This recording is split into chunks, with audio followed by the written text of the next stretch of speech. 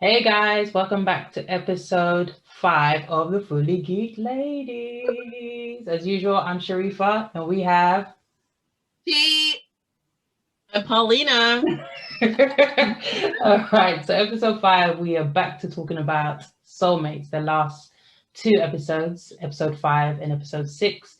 And we are going to give a bit of our opinion on the Real Housewives of Atlanta, the season, and where our minds are at with all the different personalities in there. Okay, so Soulmates episode 5, break on through.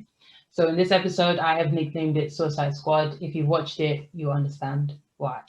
So we've got in there Charlie Heaton, which he's an English actor. You would have seen him in Stranger Things acting as Jonathan. So he's called Kurt in this episode, and he is playing alongside a lady that we have all seen in. She's been in Watchmen, 27 Dresses, and Couples Retreat. Marlene Ackerman, I think, yeah. So she later on we'll see that that's his love interest in a twisted way.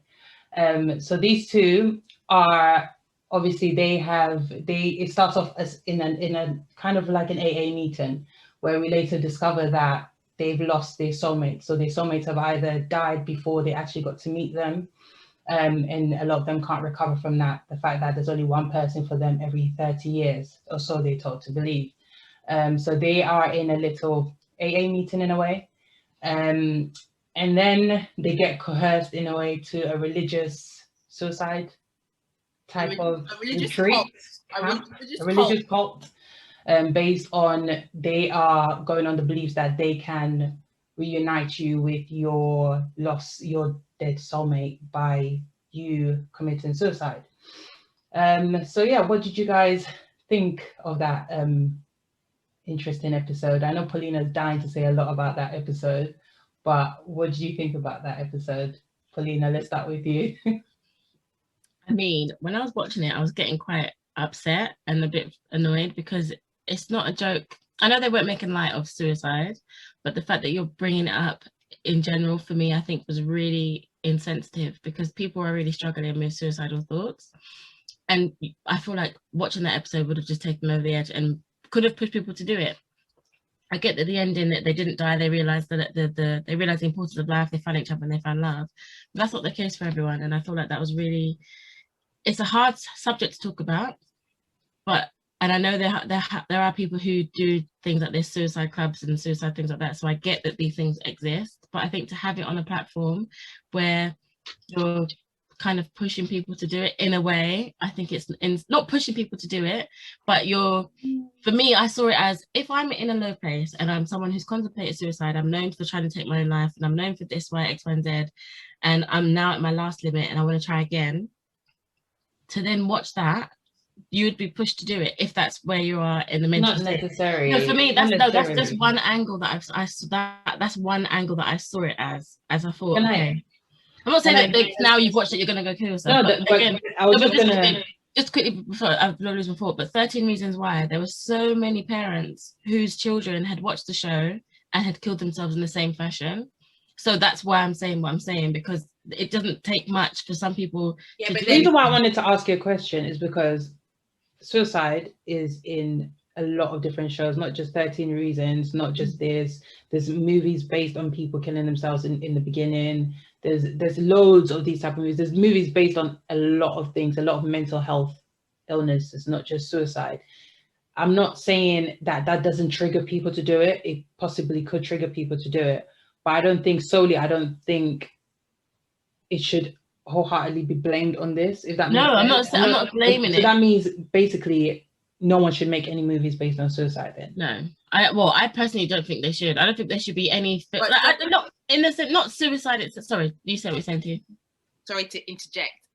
I hear what you're saying because it is triggering, but in the same breath, then you shouldn't make movies about killings. You shouldn't make movies about stabbings. You shouldn't Yeah, make no, it's true. But I feel like that anyway. I feel like that in general. Like, I don't feel like you should be. There should be documentaries talking about the serial killer who killed 700 people. Why are we still talking about the person that killed the person? Like, let's move on from it. I agree. I feel like that in general. There shouldn't be films about drugs and black people, about slavery and all that stuff. I genuinely feel like that because you're not moving on from it. And I feel like, what's the purpose of showing me this?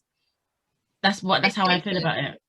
Education. So for me personally, I hear what you're saying. If you've been affected by someone that's committed suicide, or if you are a person that has contemplated committing suicide, and you're watching a show like this, it can trigger something in you, and it could potentially trigger something in you. However, this particular episode for me is educational. You know, it shows you that not everything that you go to, aka these cults, these people that are trying to tell you that you can revisit or you can see your loved one if you do this, that, and the other, if you die and all the rest of it. It actually highlighted at the end, if you're someone that watched it with an open mind and an open view and watched it to the end, you would have realized at the end, actually, this wasn't right, because they only wanted you for the money.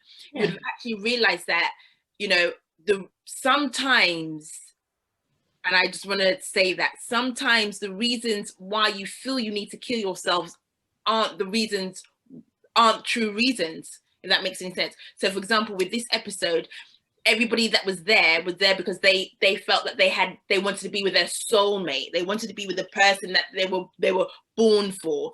But in essence, the guy, I've forgotten his name, the character, Kurt, he found his soulmate at this cult through this woman. Well, he found her in a bar, but they realized that they had a lot more in common, and he realized, well, actually, I am actually attracted to this. He found her in the group. But then they spoke properly. Yeah, you're right. They went through the process together. They had their one night stand at the bar. You're absolutely right. But he got talking to her properly and tried to understand her fully when they went to this cult. So for him, he realized, well, actually, my soulmate's dead, but then I've met this other woman. Do you understand? So going back to what you said, yes, it's triggering because it's about suicide and all the rest of it. But I felt that it was another way of educating people that you should go to AA groups to seek help. And obviously, if you are someone that is suffering from any suicidal thoughts or have gone through it, please do seek help. But you have to seek the right help, and you have to do your research as well, because that boy didn't do his research. He was just led by his heart. Everybody that was there, apart from that one man that was like, hold on a minute, why do I have to give you my money? My money is for my kids. And they were like, well, you know, you don't need your money where you're going, this, that, and the other, and your money's, I don't know whatever excuse they used, but whatever the reason that they used, he thought to himself, this is not right. I'm getting out of here. So people have to be mindful and have to do their research before they join any sort of club, society, or whatever. It might look good on paper, it might make sense, but once you're in it, you know, you can get led down a rabbit hole and soon discover, actually, this is not for you. But by that time, it might be too late. But you know? The thing I'll touch on that is sometimes when you are going through it and some people do the research, some people do see, and they do end up finding these groups, and they just want to feel something. They want to feel accepted. They want to feel like someone's helping them. So they do. So the what I liked about this episode is that it's highlighting, as you said, that you could end up going into these groups and then realizing you're in a rabbit hole. So it's highlighting to people that, look, these are the things to look out for in these type of groups. So that's what I like about that. Yes, some people will do their research. They'll end up just going to these groups because that's what's making them feel whole. That's what's giving them more quicker results than the AAs they've gone to. But now that hopefully some of them have seen this, they'll realize, okay, these are the things I need to look out for, or these type of places are not for me, or they may not be what they seem to be saying they are. So let me double check. So I do like that it's highlighted a serious situation that it does. People do think about it, have suicidal thoughts. People do seek help in the wrong places. So I don't think it was just showing to just put it in there. I feel like it was highlighting something serious. Yeah. I think that's why they put in there, because again, as you know, with him, he everything is thought-provoking. So why not help people in the process? Like when I was saying, I mean, when I was watching it initially, these are my thoughts. I thought it's not really necessarily something that needs to be discussed in that sense, and then to be showing it all that stuff, blah, blah, blah. I mean, that's how I felt initially, but obviously with how it ends, it is a positive. There was a positive story, silver lining within the scenario that they found. If it ended negatively, would you still see the same though? Because sometimes if it ended negatively, then I wouldn't have. I wouldn't have genuinely appreciated the episode, because what was the purpose? In that sense, what are you highlighting? That you can find people who are suicidal with you and then you die. Like if it ended like that. I think, and I could be wrong, you kind of missed the point of that whole episode. No, I got the episode completely. I got it, because so even if they died. So my point, sorry to cut you, but my point is, if they died, the point still stands. It's just that now, unfortunately they died. And the funny thing is, we don't know if they live or died. We don't know if we don't know what happened. We assume that because they made it to the hospital, that they're alive and they were coughing, but we don't know whether they actually made it or not. That's open to the viewer. But whether or not they died at the end isn't the message. So I don't think the ending matters. And another thing, I'm just going to change where we're heading for a moment. It highlights how much he's saying to us, don't always rely on technology, because they were able to hack that Soulmate. This is the second time it's been hacked. They were able to hack it and put up their own advert through it. So they were thinking they were still going through the Soulmate channel. So if they try to trace it now, how are they going to trace these people? They're not going to be able to trace them.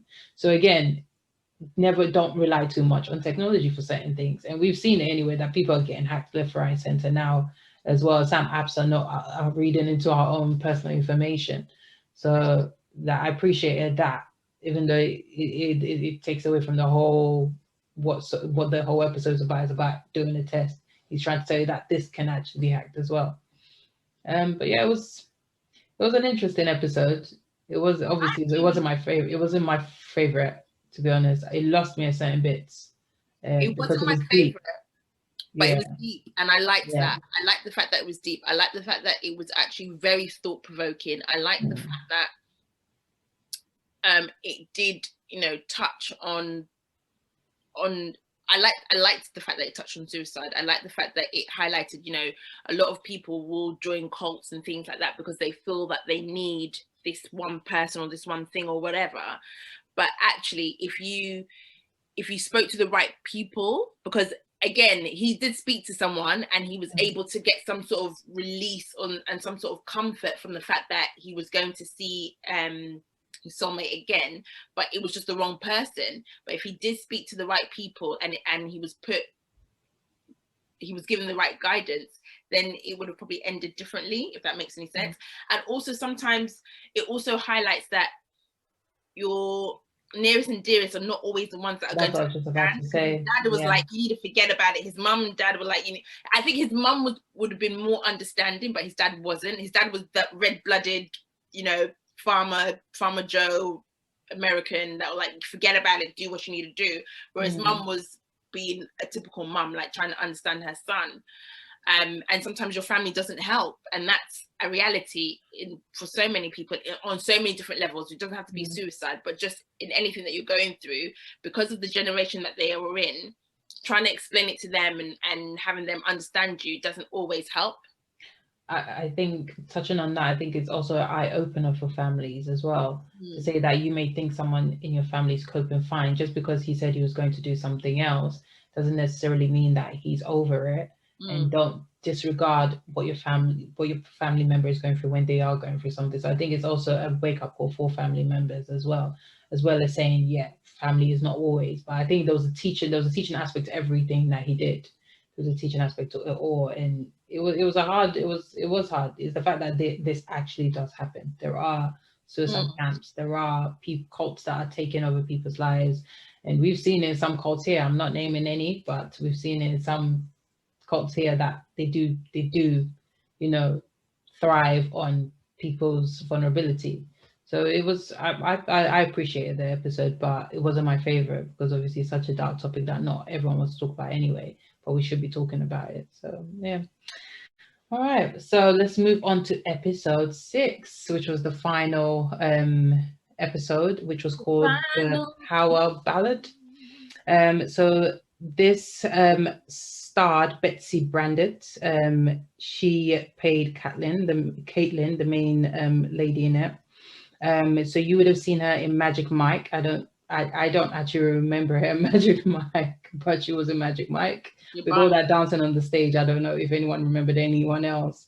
And she was also in Flint. And she was starred alongside a guy called J.J. Fields. He played Nathan, and you would have seen him in Captain America, the First Avenger. It also starred her partner that was living with her, Doug, Tom Godman Hill. I don't believe I've seen him in anything, but he is actually in Humans. You've seen Humans. So in this episode, we see a lady that seems like she's just plodding on with life and just letting everyone literally not control her, but she just lets everyone run all over her, basically. She's obviously dealing with a lot of fear and anxiety, and we see that in the opening scene where she's going home and there's a guy behind her. And I knew that guy was not going to follow her, but she was just gripped by fear and anxiety. And then she lives with her partner that, again, does not care for her. Taras, you can see from the beginning, he does not care for her. So she's just literally plodding on with life, not really getting the full effect of what she could be, and she's living in this little bubble of hers and just being fearful of everything. So she does match with Nathan, who's a doctor, and very attractive. So obviously she thinks. Did he not remind you of Jude Law? A little bit. Yeah. Little bit. When he tries to pout, a little bit. So yeah, she matches with him. She thinks her luck has turned. But as we see go through the episode, it didn't really turn for her.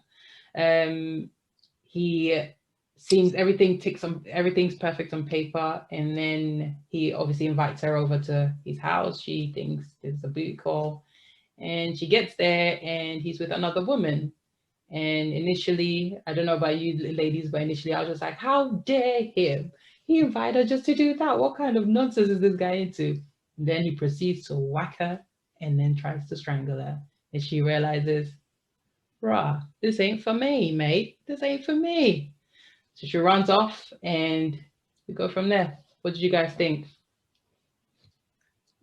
I mean, it's one of those episodes. T, you go first. Want me to go? I don't know.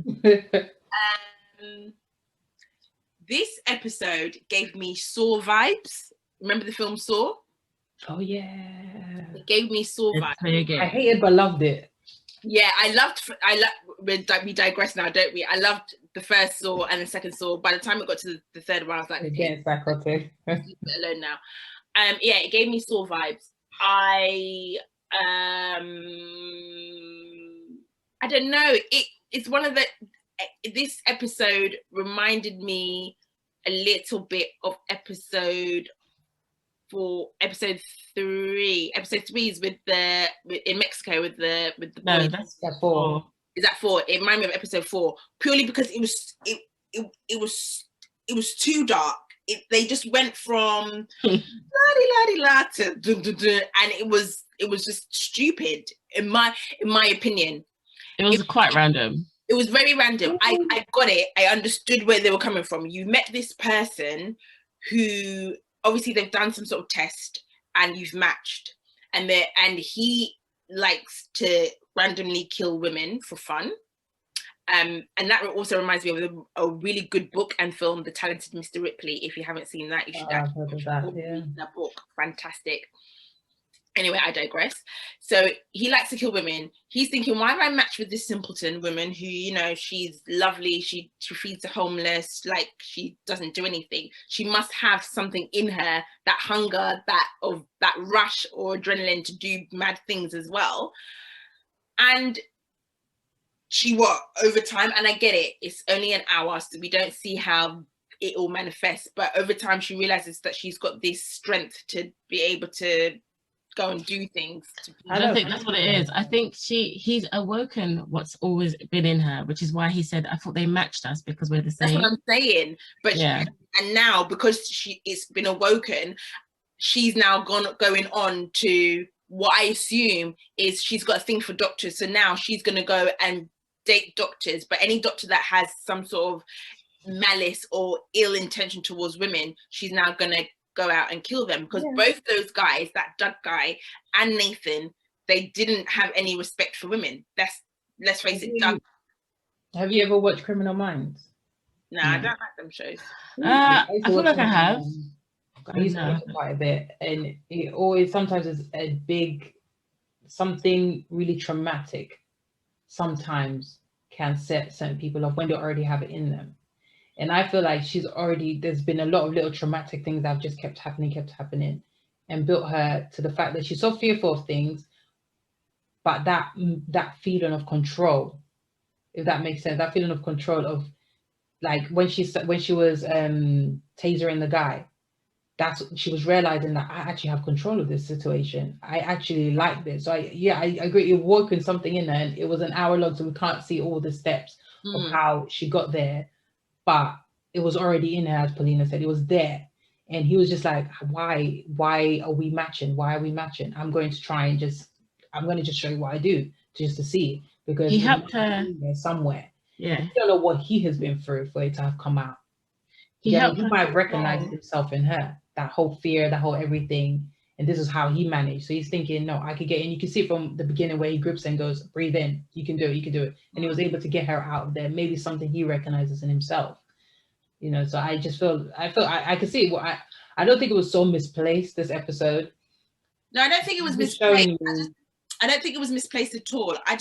It just like I said, it gave me Saul vibes. It just went from, this dowdy woman meeting this handsome guy, so good to be true. Yes, okay, fair enough. He's awoken something in her. And at the end, I mean, I'm skipping a lot of the program. She's now this sexy vixen that's got control of her life, that's going out to meet doctors. For what reason? Is she going to kill doctors, or is she going to just sleep with them? Like, no, she's going to kill them. That it's in her now. I did not see her killing him. I thought that her being on a date, I thought she was going to take him back to get killed together. I thought it was going to be a couple. She stabbed. Well, we don't know whether he died. He died. I think he died. He was lying there like that. Yeah. Like, so you thought she was taking him back to kill him together, to kill who? No, I thought. I don't think she's going to become a serial killer like that. I didn't see her stabbing him. I thought she was just going to kill Doug, and then her being on the date, I thought how it was going to end was, do you want to come to my hotel room? You get there, and her lover's smiling, going hi, and they both stabbing, taking turns stabbing. No, I think her killing him, he gave her the confidence to do what she's doing. So I feel like she's just a new person. I don't think she's going to go then to start killing on a killing spree. I don't think that's what's going to happen. I think she's look how she changed. She was dressed for the first date in a Tesco coat, and then the next time she's wearing a blue dress. She's there to kill me. That's what she said. I have a thing for doctors. Yeah, but come on. It could be for many of things. She didn't have she wasn't someone who had confidence in herself. But she didn't know how to find herself. She didn't know who she was. He helped her learn how to channel into her brain, and now she's got she's killed him because he can't control her anymore. So then it stopped with him, I think. I don't think she's now coming to She didn't kill him because of control over her. She was controlling it because, remember, she was asleep. Her phone rang at 3 o'clock in the morning. She went to his house. I don't think it was control. She said she hated the way he treated women. It wasn't that. She killed him because of the way he treated She was in love with him. But she's had domestic abuse before in the past by men. So seeing him beat a woman and kill a woman is bringing her back. That's why I keep saying trauma. It's bringing her back to her trauma. So that's her coping mechanisms to say, I'm in control of what's it called? She's ending it. She's killing that part of her life. I think she killed him, and she's new. I don't think she's become. No, because she wasn't. I think yes, she enjoyed the fact that so the man that was like catcalling her in the street, she didn't appreciate that, so she messed him up with the taser. Then the man that she lived with, she was like, I imagine killing you in your sleep. And she did it. This man that was like, oh, but you need me, like kind of, oh my gosh, yeah, but, and so she didn't want the control over these men that haven't control over her anymore. So she removed it. She's now got the confidence in herself to then find someone for her. I think that's what it is. Because she knows that she could potentially kill them. I will mess you up, literally. If you give her a reason, she will kill you. Yeah. I don't know if she's out there. Isn't that most people? To be honest, I think she is out there to meet guys. That's the views of Paulina from Fullygeekedladies. Jesse. I will not be killing people if they have this view. Okay, those are the views. I'm okay. I like myself out of jail. I'm okay. If you get caught, honey, if you get caught. But no, I mean, oh god. But I don't know. I liked it, and it was all right in the sense that I could have done without watching it. The only twist was the end. That was it for me. I was like, that's really a twist. Do you know what I mean? Well, when she killed them both. Yeah. Again, it's like for you. Okay, and then he did his like, and then he did the Wendy Williams drop. He's smiling. He goes, "I made her." Like, are you okay? Like, you're dead, fam. Are you still smiling? I think he actually kind of liked that because he was like, "I need to be like me." So I feel like part of him was shocked, but he was like, "Oh my god, but I'm about to die," and then obviously he died. I don't know. Can we talk about Wasteman Doug? I mean, who in their right mind, like, she literally lived with this man that was meant to be her friend, that they were shacking up in the event that they didn't find their soulmate. And this man is trying to tell you that, like, he's controlling your life. He made me laugh when she was like, "You gotta go," and he was like, no. I'm not going. Like, what are you doing? I was like, okay. Like, she's like, "All right, what do you want for dinner?" Huh? And she still and cooked for him, and you know, he's up, and he's like, "Yeah, I don't know what it was, but he's like, "Yeah, I don't want Thai, I don't want this." And I was sitting there thinking, this is so long. See, when you go to work, the locks would have been changed. Like, what are we doing here? Like, she had no backbone. And I appreciate that Nathan awoke that in her. But how did he come back when he left? When Nathan disappeared, how did she let him back in the house? I think she like Truth was saying, she's a lost soul, isn't it? So Doug gave her some sort of purpose in life to be a wet dishcloth. God forbid, nobody ever no one should ever value themselves that little that you'll take that. That's the thing she did, and I think he awoken the devil in her, and then as that was being woken up, she also realized, well, actually, I have wealth. I have worth. Sorry, I have the ability for people to actually like me for who I am. Can I just ask? How many of you have had a flashback that you've done something to someone in the moment and then you've like, that's... No. You're like, nah, I shouldn't have done that. I have. Oh, so many times. I'm like, oh, if this was real life, this is what I would really have wanted to do to you, but I'm just not going to. This was real life. Like, I mean, in scenarios, someone's annoyed you and you're like, in your head, you've literally beaten them up and then they're still there, like, when you come back to yourself. Oh, one of them ones. Yeah, I've had like every day moments where you feel like I'll just get the frying pan and just whack it. When I saw that she held his nose and put the cushion when she was actually suffocating him, I was like, how many times? Wow. And it's the fact he woke up with teddy bear right next to him. I was like, did she actually put that in his mouth? You probably did, innit? That was a bit scary though. That was a bit like, wow. And I did like the fact that she said, I've had a vision and I've wanted to stab you in your stomach. And he's like, you need help. You need help. So meek, isn't it? But she did it, yeah. If it was like a strong person, like if he had said that, like if I had said that to my husband would be like, first of all, don't talk to me like that. And second of all, you need help because we're going, like, how dare you? And I don't think we'll be sleeping in the same bed for a long while. You need help today. Because she's so meek. On your door. Literally. Because she was so meek, he was like, you don't even hurt the ants, let alone you want to stomach. And it's the meek ones you should be careful and fearful of. Just saying. They flippity flip. But yeah, that was. I can relate to her. I'm not gonna lie. I can relate to her. I can. Soulmates in general. Not in the sense of weakness. Just I'm going. Clarify, girl. Clarify.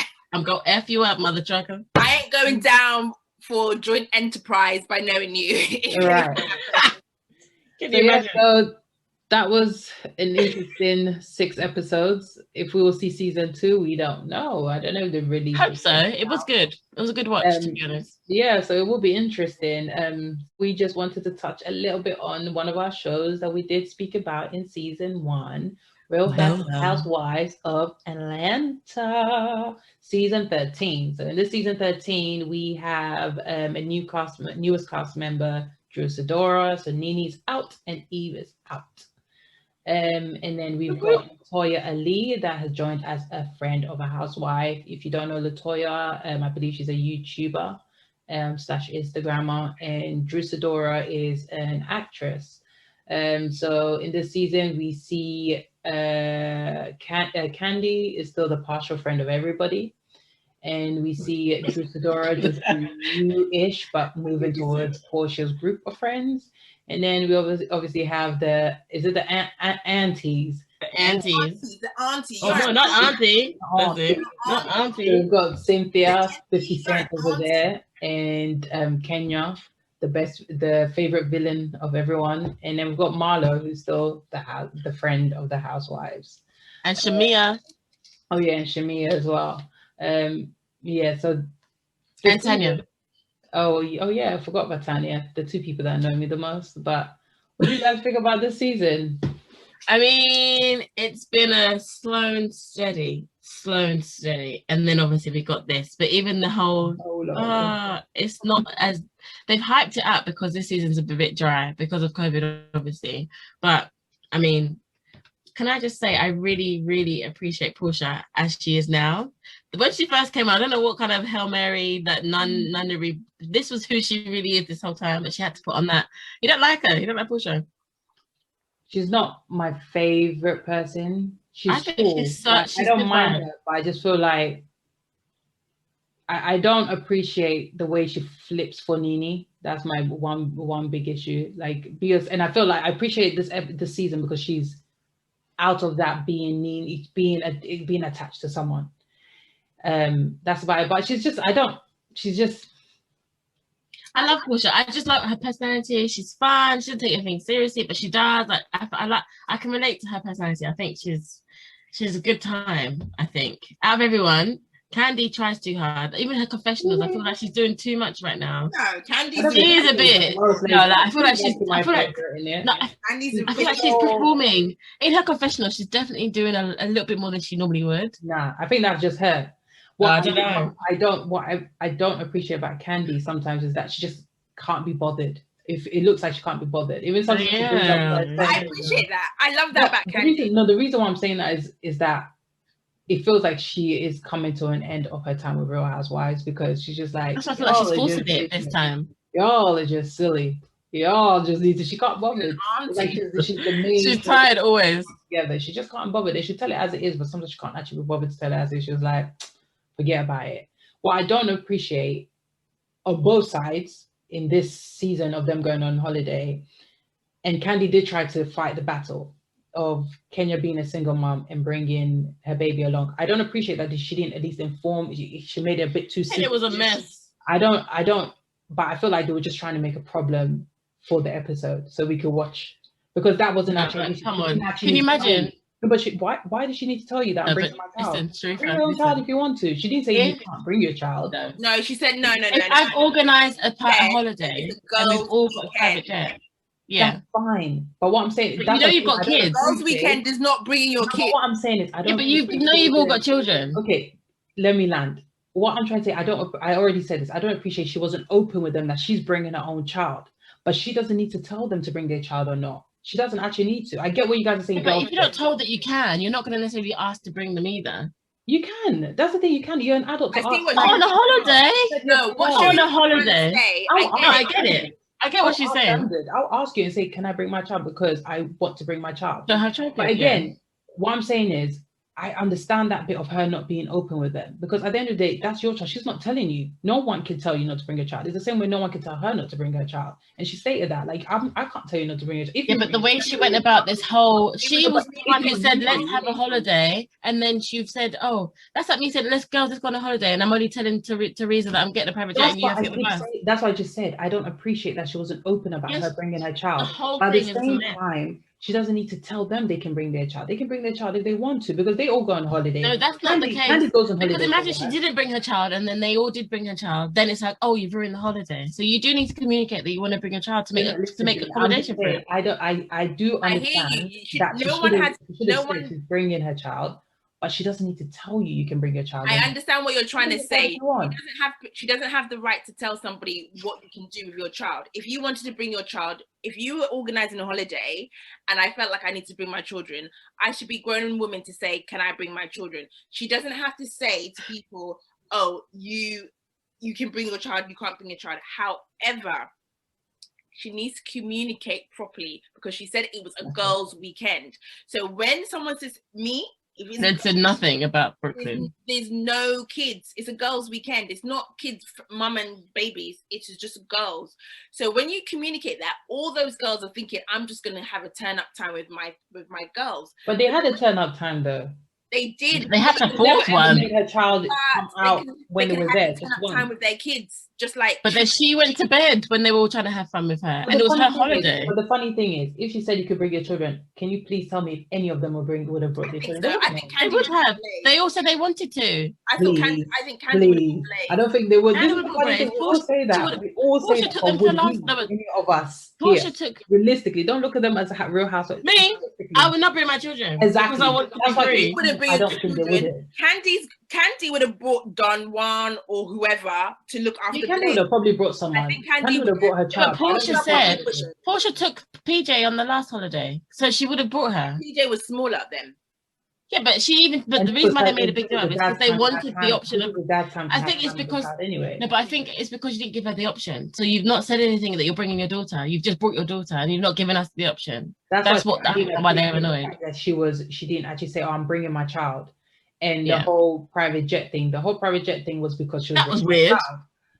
But then that she was a poor host as well. You get that hosting. I am a Candy 101. Don't invite me nowhere. I was like, are you serious? You said there's food in the fridge. What happened again? Come on. There's no food. No food. You said there was food in the fridge. Oh, Kenya. You said there was people can make it, but you're the host. The fact that she left her house to buy food for herself. They're all going to go and buy food for herself because they've got their own money. I was like, come on. I think that was a setup scene, because you're not realistic. Yeah. They all had food there. That was just rubbish. There's nothing going on. Andy doesn't play with food. I don't think it is. No, they were literally crying. That was a bit of a setup. They probably just said, you can tell it was set up. Don't buy food now because it's a boring scene. Oh, you mean I think it was all orchestrated because it was too fake. I was like, come on, yes, there's food in the fridge. They would have all just made food together, or she would have. But I feel like you always know when it's going to be dry. There was nothing to talk about. Yeah, like Kenya makes a good fillet. There was nothing to talk about, so they probably woke her up and said, "Go and buy food quickly," or they even brought her to the door and said, "Hey, what do you want? Yeah, here you go. Go inside there and eat it." So they set up the scene for her. There's nothing going on. You always know when it's something bad. You always know when the episodes are going to be dry, is because they drag out the episodes of this happened all day, one episode, other episode, and then the drama, because there's nothing happening. Have you ever noticed that? Yeah. So even if this Bolo thing, what was the hype about? Of course it was, because she even like was. You can I slightly think Tanya was involved as well, because why? Tanya's face said it all when she was like, "What?" Even with the little what? And then but through the blinds when you can see what was happening, stuff was happening. Like, even with Drew's, but I was just like, no. But Drew said that Bolo. But Drew said all she said was her face was down on the coffee table. Yeah, but then they were all like, "Come on, Drew, yeah, you can do it." So I think she was doing the most. I think she was just whining and grinding on the man. Come on, she's married. I feel like a little bit more happened, probably whining and stuff. But I feel like everyone did bitch of this guy. I feel like maybe he didn't have clothes on. That's my own opinion, because she looked too guilty. Wait, can you hear me? What? Can you hear me? Hello. Yes. Did you see his willy through his trousers? Because that's why they were like, let's cut the camera, get the camera crew out so they can all see. That's why Portia was on it from the time she did that psycho looking hair that she did. I was like, what are you doing? Every time they cut to Portia's face, she was like, it was making me laugh so. Do you think Portia slept with him? Yeah. Yes. Because she said that she knows him from Instagram as well. The reason why I said that is because look at the statement she made. I'm not even blah blah blah blah. I'm single, so I'm all right. But it's I've got a fiance like, at like, home. with someone. It's not fair tarnishing my. It wasn't a no. We didn't do that. It was a. It's my friend. Why are you thinking my She kind friend? of said it at the beginning when it started. Right there. Oh my god. That means that she slept with him. She did. I don't think they slept together. Stuff happened. That something sure. happened, but I don't think it was sex. I think it was sex. It was sex. I don't know. Who leaves their job at 7 o'clock in the morning when you're just getting paid for 2-hour job? Like that, and a single drunk woman. It happens. The way Portia was like, oh my god, it was definitely even Tanya and Portia. What's that about? I don't understand people lipsing their friends. I don't understand that one. Why Latoya as well? I was just like Latoya and Tanya. That's it. Latoya and Portia. I mean, but these Americans are freaky. But Americans are very. Yeah. I don't care how drunk I am. I'm never lipsing my friend. What's that? You're not American. There's always going to be a divide. What I realized about Housewives, and Bravo will either push it as on their agenda because they love to see Black women tear themselves down. Nah, it's all the Housewives franchise. You can't say that. All the Housewives, they're just as trash as each other, honestly. But if you've been watching Good Housewives of Beverly Hills and New Jersey, honey, New Jersey. Are you watching the new one? Are you watching the new one now? Yes, I am. Oh my gosh, yes, I am. I've heard they're all bad, but I limit myself. New Jersey is worse than Atlanta, Potomac. I limit myself. All of them put together, and that's enough because I watch Salt Lake City. I watch New Jersey. I watch New York. I need to see empowerment. Beverly Hills. I'm not doing Potomac. tearing down of women. I'm okay. One is enough for me. Like that, but if we're talking negativity, I can't do it. They're not all like that. But if we're talking about Bravo trying to portray Black women as like in a negative light, you can't say that. You can't say that because it's literally across all the franchises. No. That's why I said I correct myself. Not just Black women. Okay. I only watched that one, but across all boards, now that you guys have mentioned it, yes, it's true. People have said that it is a lot of women tearing down and women fighting over nonsense. It's nonsense. Like, you're not my best friend. You're my best friend. It's pathetic that they argue about, but it makes it good for me. I stopped watching Love and Hip Hop franchise because for me, it was just too much of this person slept with this person's pissed over. They've actually done, we're saying that quickly, with the Love and Hip Hop, what they're doing now, obviously because they can't film like they were, they've got different people from all the franchises and put them together in like a little resort, and they've made it family oriented. So they're actually talking about real life issues, which I feel like, okay, this is something I could actually watch compared to them doing rubbish. So I'd give it a watch because they talk about Black Lives Matter at the moment, obviously. But no, it was it's quite good TV at the moment. So I wouldn't mock it completely. But I hear you with the rest. But yeah. I mean, I think that's a good place to pause this conversation because we could argue about this all day. But thank you for staying with us and thank you for watching this week's episode. And tune in next week. Literally. Who would have thought Real Housewives would have done this? But yes, have a great week, guys. Bye.